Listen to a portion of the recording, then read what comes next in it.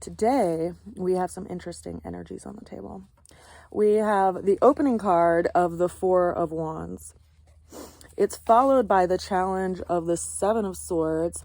This card came into our reading, the last reading, which I think is kind of telling. The way that we're going to get through the challenge came in as the Fool card reversed. And then the ultimate outcome that came in for today is a combination of the Ten of Wands combined with the Queen of Wands. So we have a lot of wands on the table today, which is telling of some kind of work that we are doing with our will and a lot of attention that we should be putting toward our will. And our will is where we feel called to engage. It's our fire, so to speak. It's like what in you is motivated to do certain things. What does motivate you to do certain things? And where do you feel a call and a need and a desire to engage? So we have this Four of Wands that's starting out our reading today, which is a stable will, a stabilized will that's really looking at our safety and our security and what it means to just kind of maintain what's important to us and where we put our energy and efforts. Now, the challenge that came in today is the Seven of Swords. Now, if you remember what I spoke about the other day in regard to the Seven of Swords, this is a person that's kind of been out on their own, right? They might feel like they were wronged by someone or something or a group or an experience, and they've kind of walked away from the situation because they no longer want to engage. They're walking away from this encampment that's in the background, and they're taking 5 of the 7 swords with them, which means that they're working on something and deciding if they want to engage or if they're in this place of retreat. Now, the 7 of Swords, you can kind of get a hint to, also has this energy of, someone doing something tricky in our world, like some untrusting character that's bringing in some kind of challenge, an aspect in our life. Now, some of us may be dealing with that. Some of us may be learning how to deal with certain experiences and how to engage in certain experiences based on how they trigger us, and might be just walking away from that altogether. Now, the card that particularly interests me in the reading today is this Fool card.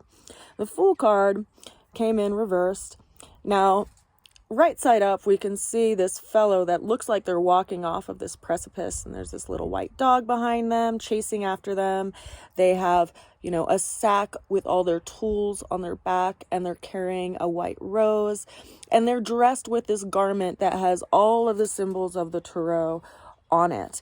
Now, what's so interesting to me about this is that we've all been experiencing this kind of energetic of upset in our life, in the area of Taurus, particularly because the planet of Uranus, which is associated with this Fool card over here, is actually the planet that creates unavoidable, unexpected changes in outworn conditions that have prevented us from progressing. So what does that mean? Well, that means that we might have been, stuck in a certain habit or way of living or way of doing things, a few years ago, that's been greatly in the process of transformation with Uranus being there. Now, consider that Uranus right now is in retrograde, so that's kind of interesting to me. And the placement of Uranus is basically 180 degrees from the sun right now, or close to it.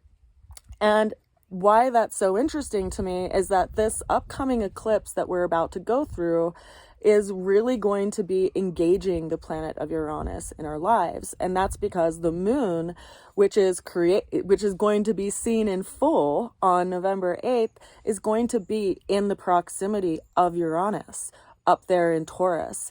And then at the same time, we're going to have the sun and Venus and Mercury all over in Scorpio on the other side with the South Node.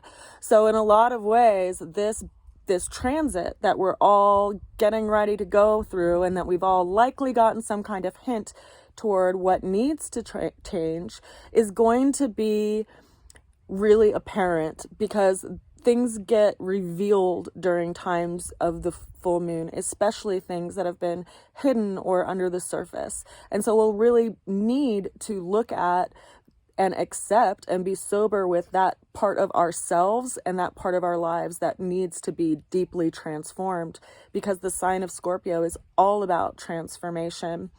Now, the ultimate outcome that we got for today by way of the 2 cards is also pretty telling to me, because we have the 10 of Wands combined with the Queen of Wands. And these are both cards that are associated with our will, right? So we might feel this overwhelm in regard to what we feel like we have to do.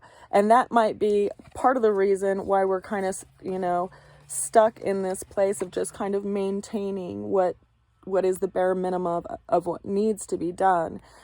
What's interesting is that tomorrow we're going to have Mars move retrograde. And so a lot of our kind of willfulness and ability to engage is going to kind of be leashed in a lot of ways, and in a period of review in regard to where we feel called to engage and how we feel like we can engage.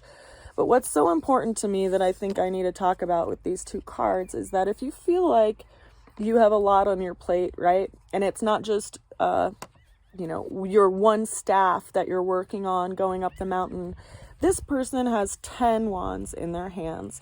And if you look at the card closely, you can observe that it's really hard for them to see where they're going, right? With all of those wands in their hands. They just are almost addicted to being a doer, right? They're a yes person. They're like, yeah, I can do that. I can do that. I can do that. I can do that. And they become almost a slave to activity.